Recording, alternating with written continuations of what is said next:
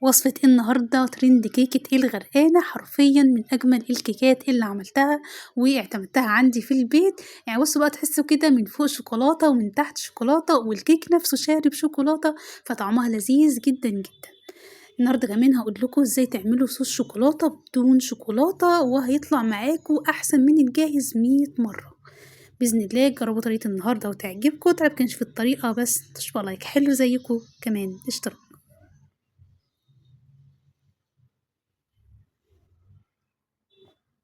أول حاجة بقى كده أحضّر المواد الجافة، معايا كوباية وربع من الدقيق، ربع كوباية من الكاكاو الخام، هانخلهم كويس جدًا، وبعد كده هاضيف كيس من البيكنج باودر أو الكيك شيف، وآخر إضافة عندي هنا ذرة خفيفة جدًا من الملح، أقلبهم بقى كده كويس جدًا، وهاسيب المواد الجافة على جنب، وتعالوا بقى كده نحضّر المواد السايلة.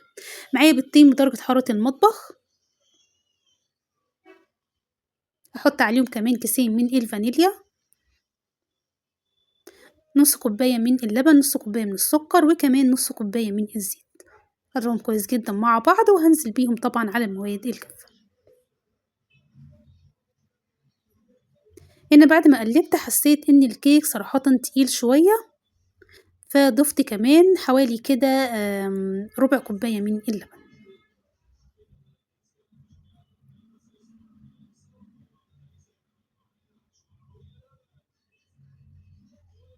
بعد كده هاحضّر عندي صينية هاغلّفها بمعلقة من السمنة وكمان معلقة من الدقيق، وهانزل طبعًا بخليط الكيك. بعد كده أدخّل الكيك على فرن يكون حامي مسبقًا على الشبكة في النُص والنار تكون فوق المتوسطة حاجة بسيطة.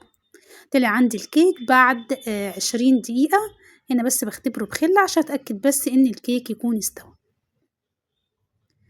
طب بعد كده تعالوا بقى كده نحضّر التشريبة، معايا كوباية من اللبن، كوباية إلا ربع من السكر، وكمان تِلت كوباية من الزيت، وكمان ربع كوباية من الكاكاو الخام، اضربهم كويس جدًا وهانزل بيهم بقى كده على الكيك، طبعًا بعد ما خرّمته بخِلّة أو ممكن سكينة صغيرة، وأهم حاجة الكيك يكون دافي. زي ما أنتم شايفين أهو بقى الكيك شرب التشريبة بكل سهولة وده دليل على نجاح الكيك. تعالوا بقى كده نحضّر ألذ وأسرع صوص شوكولاتة بدون شوكولاتة. معايا نُص كوباية من السكر، نُص كوباية من اللبن، وكمان نُص كوباية من الكاكاو، وربع كوباية من الزيت. آخر إضافة عندي هنا كيس من الفانيليا، بُصّوا بقى بتخلّي طعم الصوص في حتة تانية خالص. عايزة أقول لكم إن الصوص ده أنا معتمداه عندي بقى لي 10 سنين ما باغيّرش الطريقة من حلاوة الصوص. زي ما أنتم شايفين أهو بقى صوص شوكولاتة وجماله.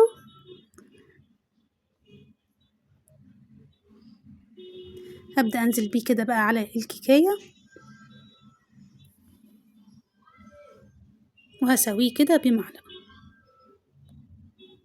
بعد كده هادخّل الصينية عندي في الفريزر لمدة نُص ساعة، أو ممكن في التلاجة لو مش مستعجلة، ممكن تسيبيه في التلاجة مدة ساعة وبعد كده تقطّعيه.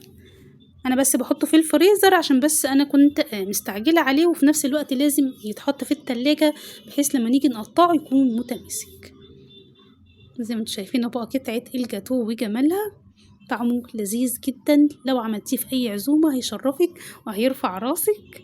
أتمنى فيديو النهارده يكون عجبكم، ولو عجبكم الطريقة ما تنسوش بقى لايك حلو زيكم، وكمان اشتراك ومشاركة كتير عشان الكل يستفاد. باحبكم في الله، السلام عليكم ورحمة الله.